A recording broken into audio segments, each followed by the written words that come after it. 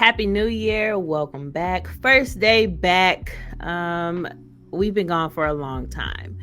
Welcome to HBCU Digest After Dark, the semester 2 opener on Sirius XM Radio Channel 142 HBCU, the pride of Howard University. And tonight we have almost everybody. We have Orza Morganite, Midnight Winston, Laurel, the Aggie, and Eric. I still don't have like a tag name for Eric because obviously not my frat brother. All right. So a lot of things have happened since we last spoke and or y'all last heard us or watched this. And I think that most people thought it was a joke or did not take Jared seriously when he retired, when he started working for Howard. So obviously, you all know, if you're a subscriber of the Digest, you know that Jared has not written anything for the Digest. And some of you have made it known, and we heard you, about how, hey, ain't nobody said nothing about insert this HBCU and this happening. And or some of you have decided to email me. And I was like, why am I getting all these emails? Some of you have emailed me asking for things. I'm like, I get it. There's a void. And we all feel that void in terms of there not being enough HBCU coverage or substantive HBCU coverage for the things that matter. Um, and to that, I would like to say and would like to remind y'all that this is more than a one person job. This is more than a one person responsibility, especially for a collective of institutions that um, it's 100 on a good day. It is 100 institutions to follow and to cover. Personally, if you've been following Digest and me with Digest in particular, I write what I want to write when I want to write it. I did not get a degree in communications or English or strategic communications or anything like that from Howard University. My degree is in political science.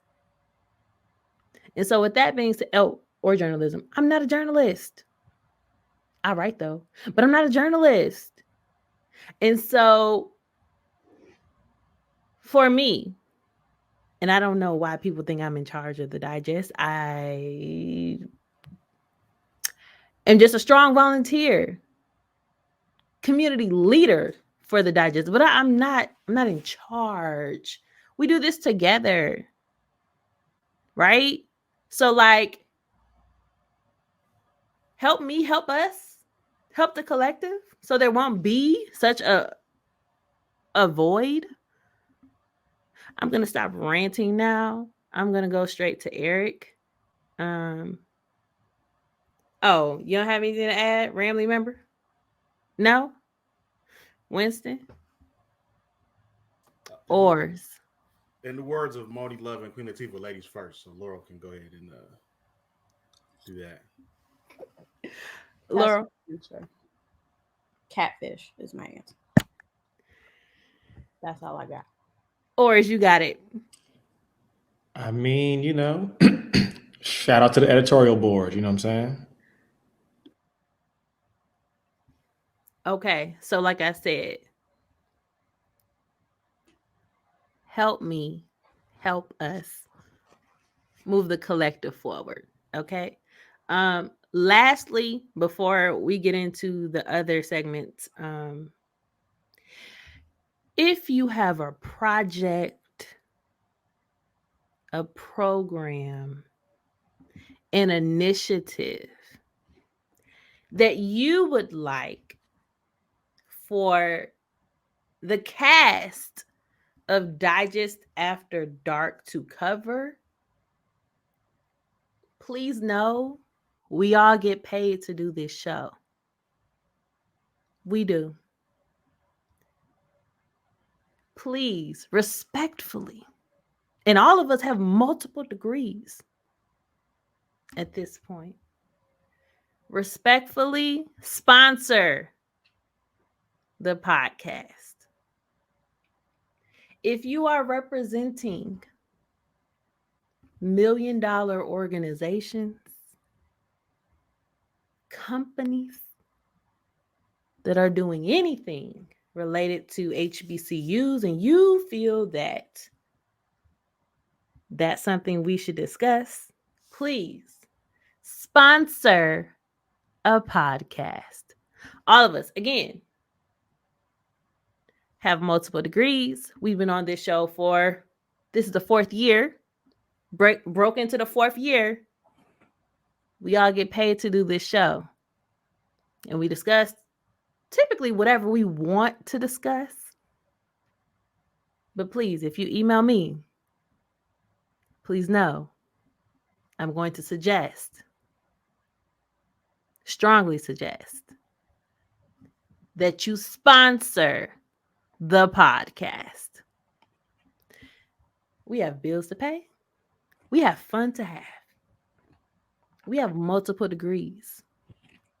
We already get paid for this. Help us help you by sponsoring the podcast. Okay?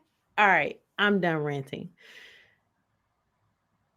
Eric got a point, and Joe won't forgive our loans, and neither will the Congress.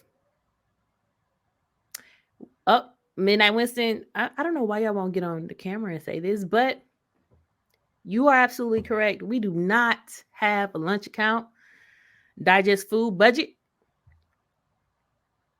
And honestly, one of the companies, or one of the representatives of the companies that reached out, is a food company, a national chain. Y'all know the one. Anyways.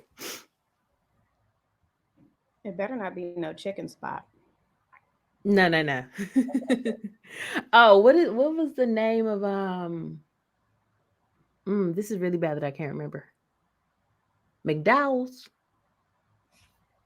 Not McDowell's. Not Mondo Burger. Yes. Way back. We going to the grinder. Yes. All right, y'all. I'm done with my rant.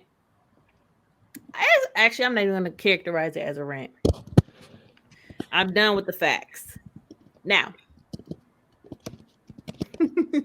Okay, so now that we got that out the way, here's to a new year. New year, new me. Still in effect. Okay. So obviously I want us to discuss and make our well wishes for the second semester. The first one was rocky, and that's putting it lightly. So obviously we're back in session. Some schools have brought their students back. Some schools are delaying campus repopulation because we are still in a pandemic. And I know for me, when I look on the timeline, I see like students like, yo, why are we going back? Why? And then there are other students that are already back, and they're like,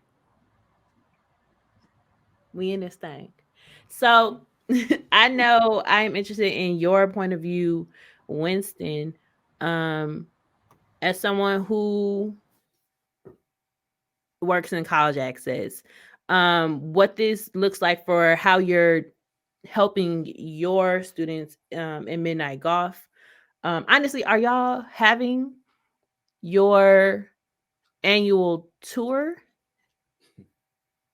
I mean, I get it if you can't answer, but I am curious about that. One of the other things that I've seen or haven't seen or saw and then it went away was tours not happening or happening but obviously all in relation to the pandemic. But like, if we aren't even having students populate campus in some areas, how? But Winston.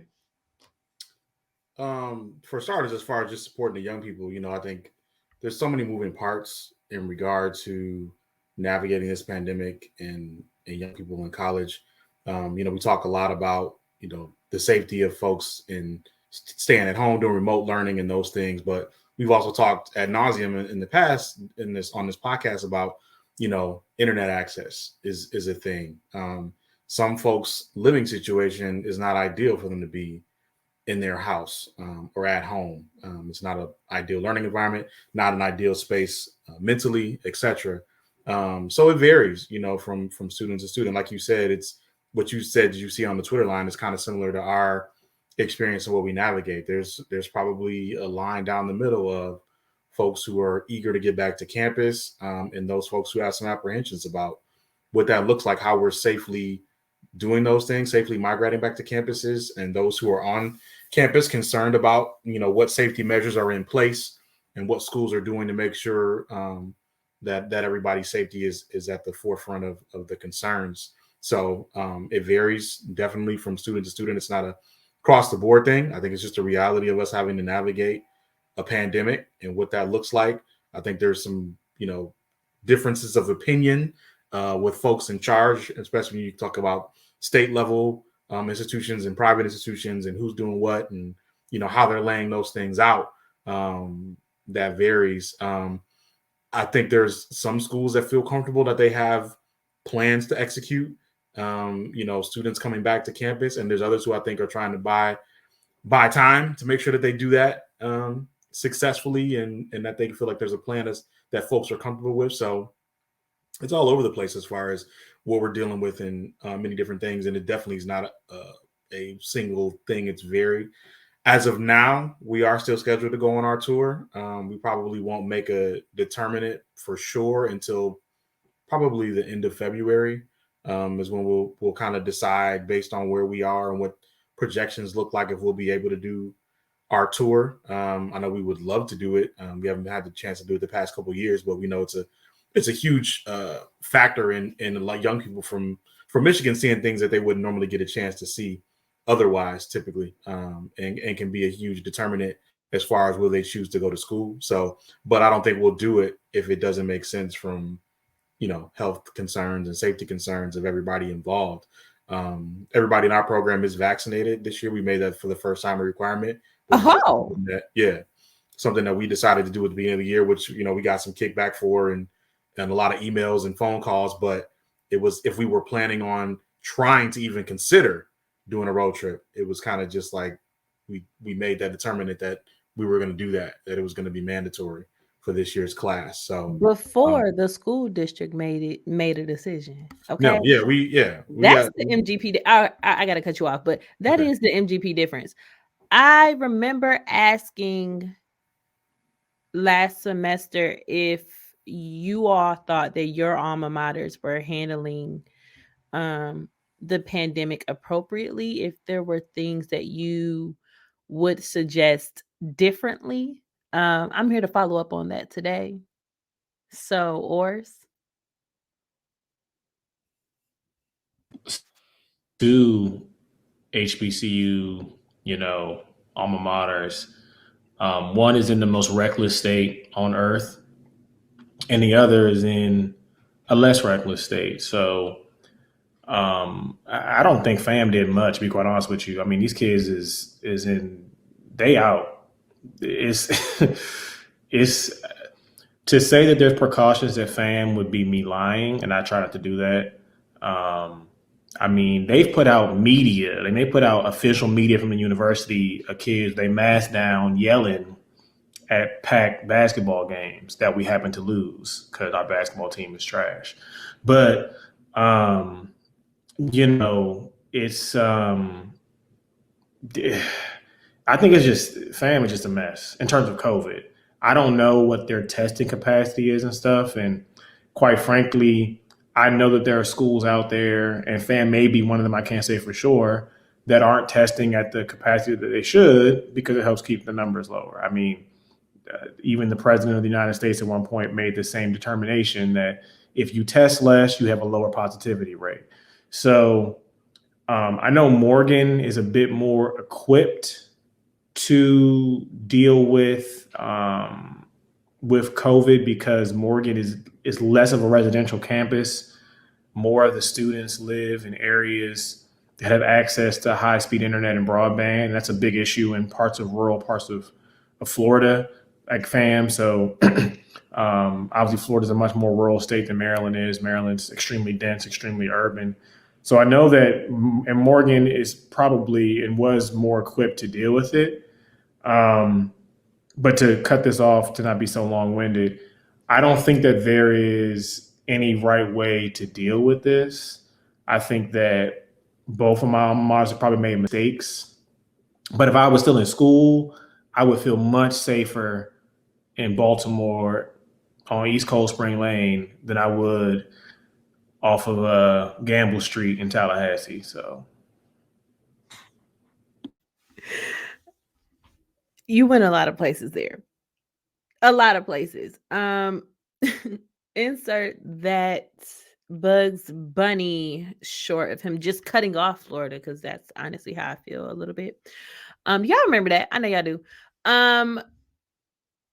Eric, you got it. You got two alma maters too. I do have two alma maters, and they are not the same. They're just not the same.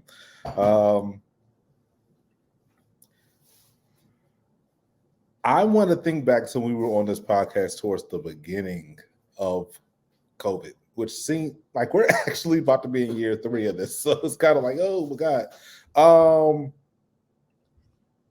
And I'm going to say this in the most really jokingly way, but yesterday's price is not today's price. So like literally 2 years ago, calendar years, not actual years, but 2 years ago, I talked about how COVID presented a very particular opportunity for schools to rethink how they are funding certain things from an infrastructure standpoint, primarily a digital infrastructure standpoint, to see how a lot of institutions are already forward thinking as far as what it looks like to merge technology with how we're offering our courses and how we're offering our classes, and students are able to get degrees, and how it will be really important for us to fund that, right? I was talking to the rest of us amongst ourselves and everything, and I was discussing how how many of our institutions actually pay for the version of Blackboard that we need to really benefit our students, or Canva, or the updated version of Banner, or whatever it may be, right? We sit up here talking about, my alma mater, I'm seeing flyers about paying for CIAA.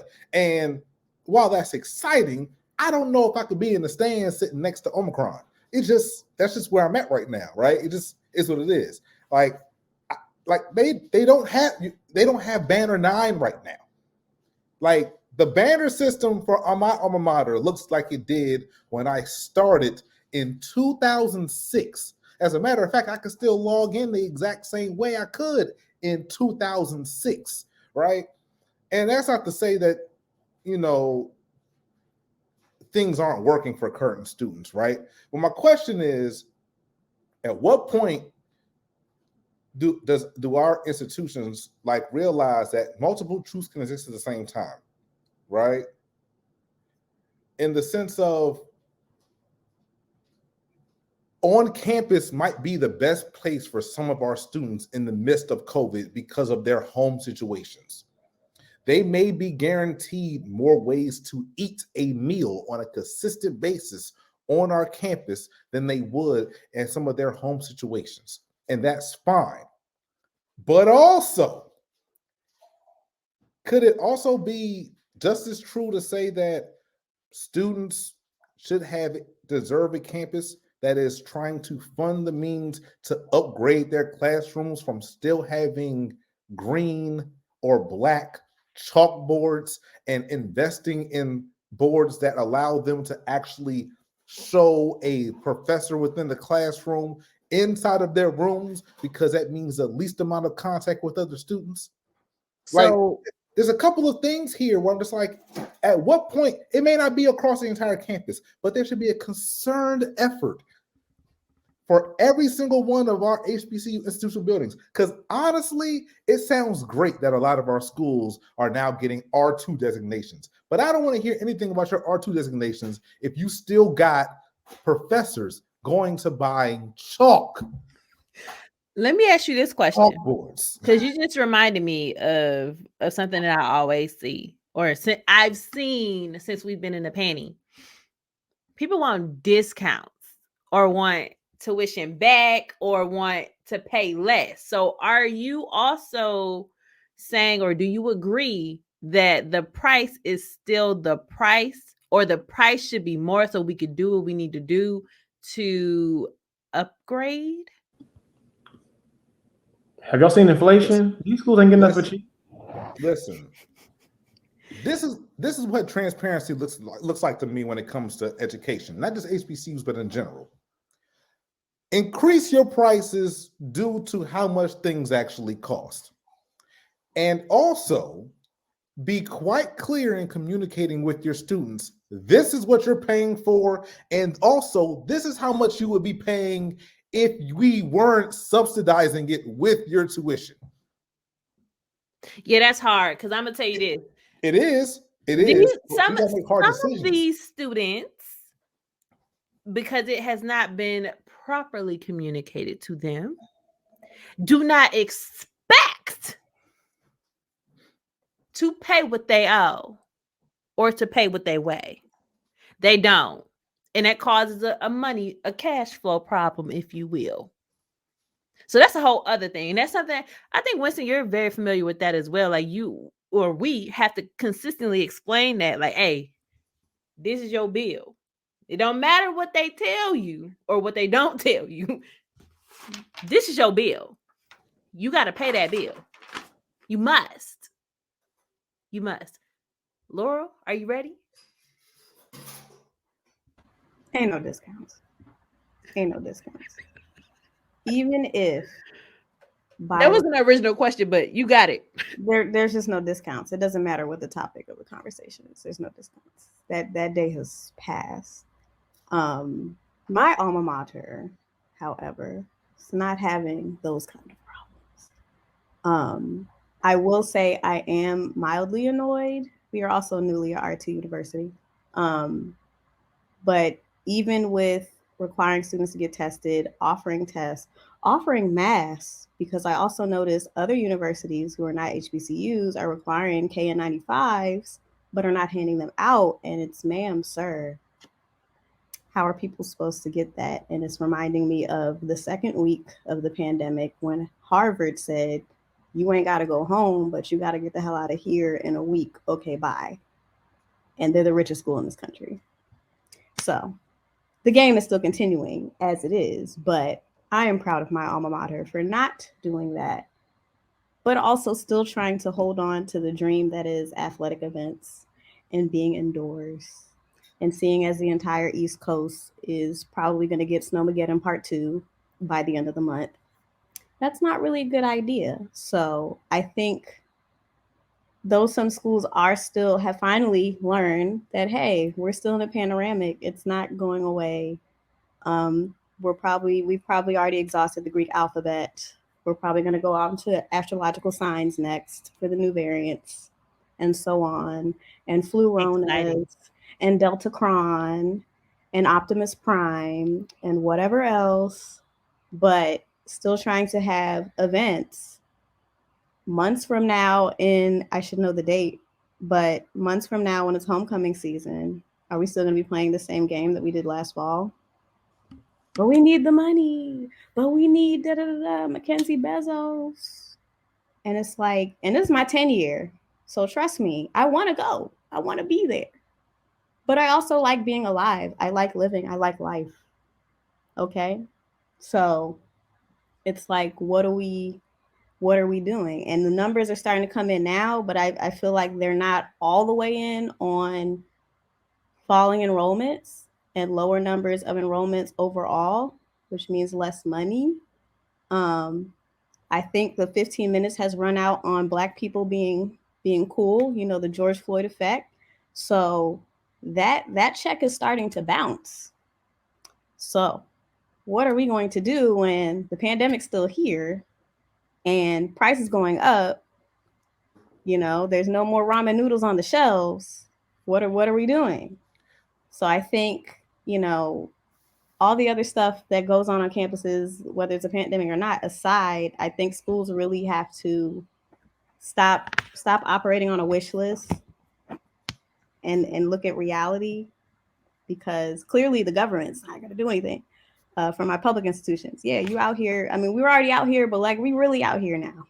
Bold. Like wait. I have this actually brings back something that Tiffany brought up about a year ago, and I have to bring this up. Thank you for reminding me, Laurel. For all of your institutions that took that Mackenzie Scott money and decided to pay off people's tuition that they owed as opposed to improving their institution, it's going to get worse now, because the students that are now there, they got to still deal with chalkboards. But it's bigger than chalkboards. It's bigger than Nino Brown, because even if you address the minutiae of chalk, bricks that are not lodged into the steps. I'm talking to you, steps in front of the calf. I didn't forget. Black mold in the backs of buildings, leaky roofs, leaky pipes, mushrooms growing in hallways and bathrooms and in sinks. Not the psilocybin ones. It's all of them. Wood ear mushrooms and shiitake. They're all growing in the hallway. Okay, it's the third Trolls movie going on right now. Even with that, it's still, I mean, I feel like now, I mean, as we see the labor movement, I think now for the presidents that are smart and leadership that's smart, now is the time to add pressure. Because again, like we said, what was that last episode? Where Kamala at? Where's she at? Oh, we getting there. We getting there. Where's she at though? We getting there. I'm gonna get to her. But it's like we've always made $1 out of 15 cents, but now we don't even have 15 cents. We don't even have a Maya Angelou quarter. Like we have nothing. We have nothing. Let me also say, because as we're saying this, I just said this the other day to a charter school superintendent. I asked him, like, why does it seem like you're not using COVID as an excuse, whereas your other educational leader peers are? This is a high school superintendent. And he was like, because we know what we need to do.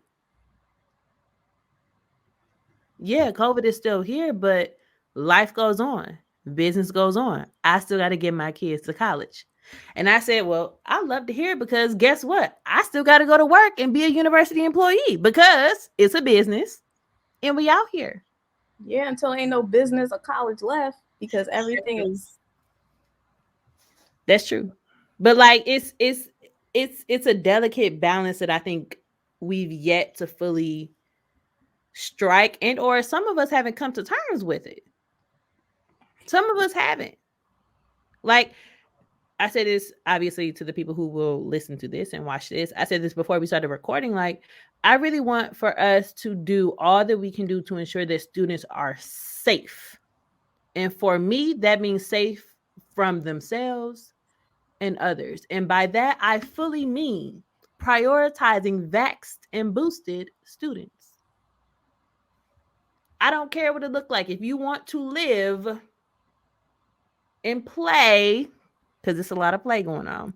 If you want to do those things in a communal place, not your mama's house or your people's house, where you can live how you want to live, you got to be vaxxed and boosted. That's the bare minimum. And it's like, I really do think back to all of the workshops that I've either watched or had to sit through as a university student about safe sex. we're not even doing as much as we can for another more highly or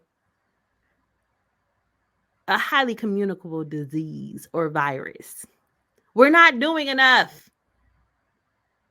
Not enough to be safe. And not enough for us to be people who are responsible for, yes, other adults, but other adults who are not as responsible as we should be. We're not doing enough. Eric, were you about to say something?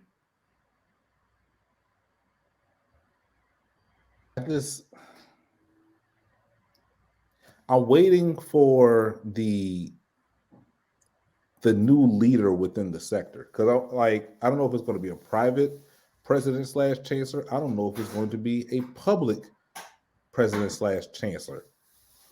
Somebody has to make a decision to be transparent to the fault of some others, but to the benefit of more. Right? Like, it's like there has to be a president eventually say, like, listen, I care about the current students to the point that I will piss some of you off. It's unfortunate, but this is what has to take place. We're going to move ahead to make sure that we will make sure that you are getting degrees, are not getting sick, and are able to matriculate as best as you possibly can based upon these conditions. If you are not willing to meet these conditions, these are your options. And just leave it there. It just got to be like that.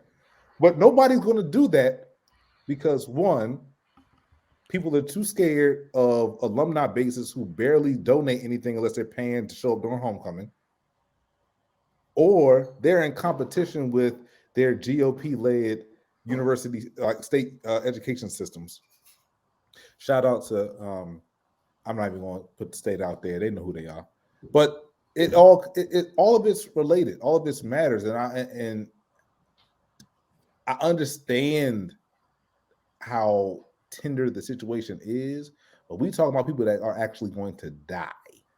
Not going to have. But have died and are going to die quicker than not putting on a condom and having unprotected sex will kill you. People are dying. Some people still think this is a hoax. I can't shout out the president that I was going to shout out because it was on the timeline and it's not there anymore. Of course. And it was there though. Because I'm never going to forget. It was there. I saw it. I commented on it. That's called general counsel. Got to. No, but it was real. And I appreciate that because I'm like, that's what it is. That is exactly what it is. Y'all need to know. I did this and I'm prioritizing your health, your safety. You need to work with me. But good question, Oris. Where the vax ads? Yeah, I'm just saying, like, I live in a black neighborhood. We got two big prep billboards. We ain't got no vax stuff. Though I will say Paul Wall and Trade the Truth and Zero did do a vax song. So but nah, I mean, it's bad, but unfortunately the problem with these kids is that what's gonna happen is gonna be another little outbreak, not little, but another big outbreak probably.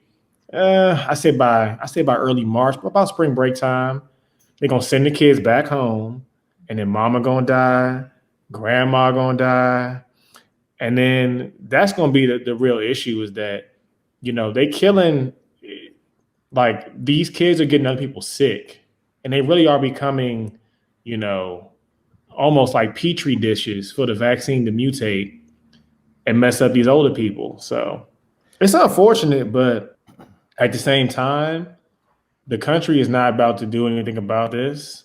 And your man Biden already made a decision. So it's a wrap. Man, Biden ain't even really there. Like, he there, but he ain't there. I've been saying that for the past 2 years, that he going to lay down, ow, my head hurt. Shit, he already did it. He just hasn't said it yet. This is like Reagan 2.0. Okay, my father Nah, worked in the Reagan administration, and that listen, man was Pinocchio, and everybody else were pulling the strings. So maybe that's where Kamala's at. She pulling the string. because and this how you know, She ain't because pulling Reagan shit. would have never been against drunk driving. But that's another conversation. He wasn't lucid. It seems like he would. You know what I'm saying? Like that's in what I'm Narnia. get pushed through. He was in the land of Oz, the Munchkin land. Yeah, we heard about the book, so we know why. So that's where he was. I don't know where Biden is, but he in Delaware, but he about to get on that ship to Narnia too. Just wait. I'm sorry, I was yelling. Because Winston, I just remember that. You're right. Shout out to Mr. T. Hope he's having an amazing day.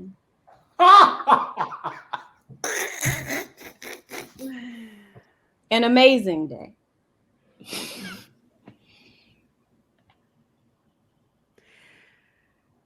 An amazing day.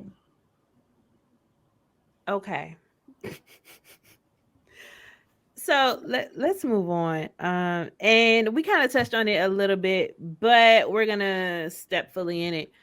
So obviously we need to talk about the aftermath, the lasting effects of Howard's Blackburn student takeover and what that shaped up for, how other HBCUs responded, or non HBCUs. We won't name those because no, but and here I am pausing. But obviously, there was a thing that happened. Like other students was like, "Nah, we ain't accepting this." So now what? So we do need to talk about that. Ors.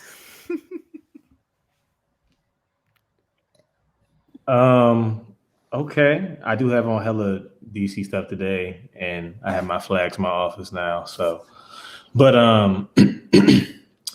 yeah, I was never a fan of them children with them Sports Authority tents, and I said Sports Authority on purpose because it's closed. Them tents was donated. I don't know from where, but it was. It's just fun. It's funny because Howard is still going to be Howard. It's going to have some issues. As I said on the podcast, I think this was sometime in November, maybe October, that I think Wayne and Toshni need to go because it's just been too much. But again, I don't think that Howard will have any issues long term institutionally. I think that the administration is tainted by all these issues. And hopefully over time, we can move past this. But I just think it was stupid. I hate to use that word, but I just think it was stupid because, you fight institutions by inside and outside games. You do different things. You agitate, you consult, you have people who are going to negotiate, people who are going to protest. And it was just wholly unorganized. And they also wanted things that weren't realistic. The school modified the board structure. They're not giving you no board seats. And quite frankly, if you look back and you do some research, you can see like the people who were in those seats were wholly, what's the right word? Ineffective.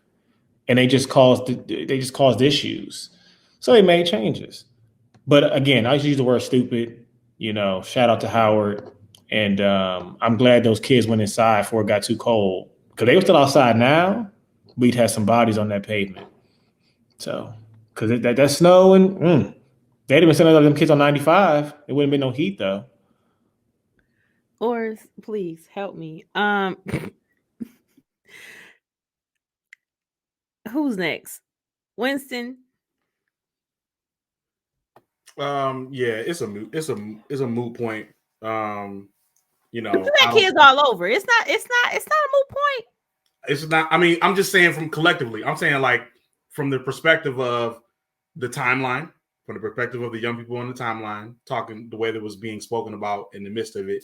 I'm talking about from initially there was some concern about will kids still apply to Howard? Is it going to affect enrollment? It hasn't affected any young person I've talked to this year about going. I was just telling Oris about going to school, college. Everybody got Howard on their list still. It's still a primary destination. Everybody still is interested or not if they weren't before, as they were before. I don't really think I haven't seen it really affect much. Like I said, I haven't seen students that were involved and or supporting saying anything about it to this stage or talk. I like literally from my perspective, from what I've seen, from what's going on, it doesn't seem like it's moved the needle anymore. I feel like the time span of it being at the forefront of conversation has passed. And if there is still rumblings about it, which I won't debate whether or not it's still people talking about it and moving it, but I certainly haven't seen anything in relation to it amongst the young people that I serve or the ones who are on their way to college. So.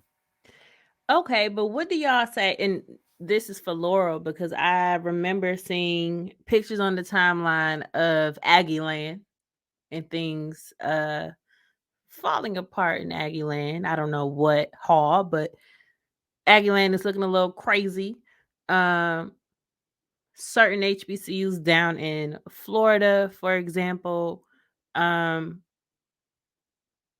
know I did watch a Family Matters Live movement intro video where they are like, who next? Where are we going next? And Morgan State was one of the first ones shown. So like, I'm really curious, like, because we all know, like, we have infrastructural issues.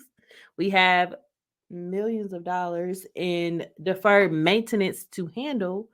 And do you foresee this being the standard practice for our students? I mean, because I literally remember like seeing a lot of these schools on the timeline. Like, hey, we got this too. Laura? I mean, we've now entered that age of higher ed where, if it's not students, it's parents. And I was actually just talking to my supervisor about this today. And I don't work in higher ed anymore, but similar environment. Again, it is still a pandemic. And I think the overall anxiety from everything that's going on, plus the stuff that's always been going on, and it's creating a special type of pimple that is about to pop. And so it's like at least with students, just from what I remember and talking to them, like it's very much face obstacle, I'm going to hit the nuke button. And so it's like that has only just accelerated where now I'm stressed. I either can't be on campus or I am on campus, but not in the way that I had envisioned. Don't let it be my senior year because now it's like, this is it. And I'm not going to have the experience that I was promised. The dream that I was sold has turned into a nightmare. Got to take it out on somebody. Then you got faculty or staff who are also tired. Probably should have quit 3 months ago. They may not be talking directly to a student. A student may be in the same room, mouthing off frustrations, put a bug in the student's ear. Like it's very, very easy how things like this can blow up. Then we add social media. We already know that something goes viral in 2 seconds. No context, no background, no screenshots of emails, no video. Just tweet out of context. This happened, Wayne Frederick. Now he's, it's like he's the Joker. And it's like, I don't think that this will ever really stop. I think it will get worse, especially if some administrations, who shall go unnamed, keep treating students as if they're a nuisance. And I'm like, You know, yes, we all get annoyed when they say my tuition pays for this and it don't pay for that, but they're not wrong. But this is also not the student movements of the 60s and 70s. We're in a totally different era. And I said this before offline that all these attacks with the school boards and teachers unions right now with K through 12, we are next. I know the bomb threats that happened, ain't nobody say nothing about that. And that may have been a one-off, but once they really get their foot in good with these various school boards across the country, who do you think they're coming for next? Because every other time they don't really pay attention to HBCUs. We know it's only for bad news, never really for good. But what do you think, especially schools that are in these states where they're literally surrounded, like the Krusty Krab in SpongeBob, and you know what episode I'm talking about. We're heading there, and they're going to be surrounded. And what are they going to do? Not in the state that shall not be named, but we know what state it is. I'm not even talking about them. I'm talking about like Alabama, Mississippi, Texas. And they're able to do things, especially for our public HBCUs. They're able to do things like Florida. And I don't think people aren't really taking the K through 12 stuff seriously, and that's going to be hilarious. Because if they pass what they were trying to pass in Indiana, I was like, oh, every single teacher in the state will quit in 5 minutes. They will quit.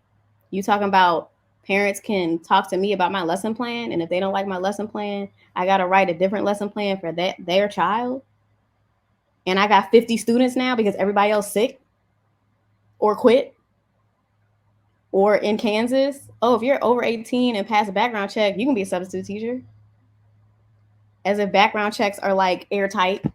Like, are you serious? So it's like once they really get good with them, they're coming for us. And so I really want to know, do administrations have a plan for that? Yes, there's a lot on your plate. Yes, there's a lot going on right now, but it's like, what are you going to do? Because like I said, Joe Biden is asleep somewhere. He asleep. He laying down. Okay? He laying down. Kamala quit. Kamala gave up. Okay? She said, you can't find a test, Google. She said that. So what are y'all going to do? What are y'all going to do? What is your plan? Mackenzie Bezos ain't coming. She not coming. Eric. You want me to follow that? Nah, let's start there. All right. Like I gotta think it's an ad, but you want me to follow that? Like, come on. All right. I'm gonna give you because we do have to get to President Biden. Look, it's not much that you can say to follow that, but she ain't lying though. Like listen, you already underpay everybody in education. You already underpay everybody in education, and you want them to deal with this. You ain't paying us enough. Let's start like everything she said, plus the fact that everybody you want to stay around that actually cares about students. You ain't paying enough.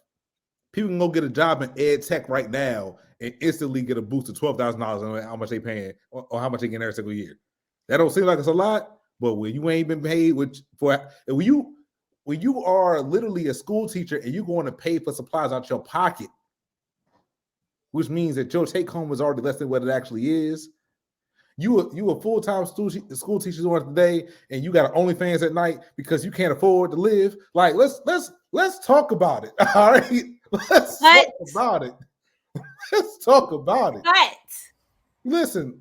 Hey, OnlyFans is for multiple things. All right, I know we got mine. Yeah, you're right. You're right. Facts, but also it's for multiple things. But the point is the fact you got to go and hustle because your regular full-time job that you got an undergrad degree and a teaching certification / master's degree to actually go do don't pay enough for you to actually live, and you got to pay out your pocket to make sure your kids got stuff to actually do because the federal and state government will not pay enough money for you to actually like do what you do.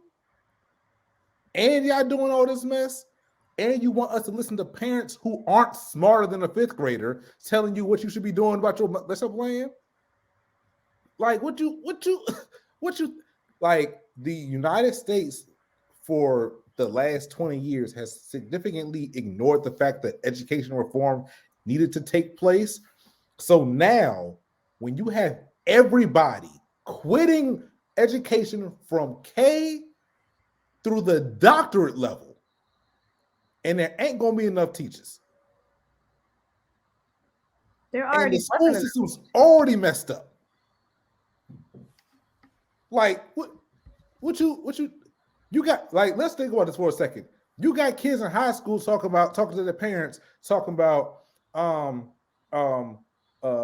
come math doesn't reflect real life stuff? I was like, you ain't never heard of a word problem, have you? Because a word problem will tell you how to do some math in real life.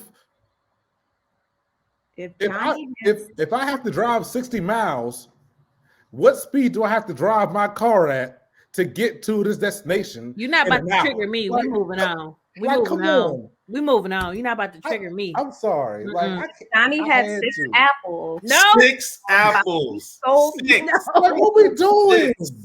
What we doing? For my Christian school folk, if Jesus cast out 17 demons, listen. How many? Yes, this was a real world problem. I'm not making this up. Listen, you are really triggering me right now, Laurel. We're not doing that. Listen, I ain't gonna hold you, but I got a little cousin who's in charter school right now. Right, charter schools, which was a big thing in No Child Left Behind, and the former Secretary of Education, who was an idiot, and I have no problem saying it.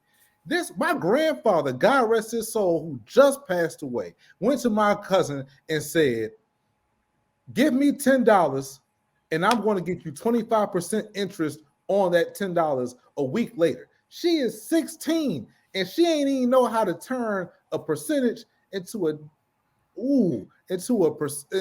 decimal point to actually do the problem. What we doing in education when we paying these charter schools that are privatized education to teach these kids supposedly better, but they actually are not smarter than the kids who were in regular public schools 10 years ago? I don't like math. Been playing the long game. They've been doing this in incremental levels since starting in the 70s, but definitely kicked off in the 80s. Of bit by bit, trying to siphon away. And again, we already wasn't getting that much money to begin with, but siphoning away money and resources from the public school system just to devote it to the private and charter school, market it as better, even though it's not, because something that's private, if it's private and you own it and you have all this money, looking at you, evangelical Christian school system at the K through 12 and collegiate level, High Liberty University, that's it. So that they can control it, because it hasn't come out yet. Bookmark this, because they are not done yet with Jerry Falwell Jr. and co. Because there are still NDAs. There are people right now that are willing to break those NDAs. They are willing to sing like a choir of canaries. And I bet money that Liberty is one of many institutions in this country that are supposed to be, well, it is educational, but it's mainly being used as a money laundering front for other activities like lobbying, like funding various GOP candidates, maybe even a few foreign hostile governments, give or take. And it all starts there. And so all this stuff right now with challenging the school boards and critical race theory, all of that's just buzzword stuff as usual. But what they're really doing is what they've been doing. DeVos and these other 3 billionaire families, because she was on a charter school train, that's all they're doing. And so when you see people and they don't know how to do what we would assume are simple life skills things, and it's not just, oh, it's Gen Z. I was like, no, it's not.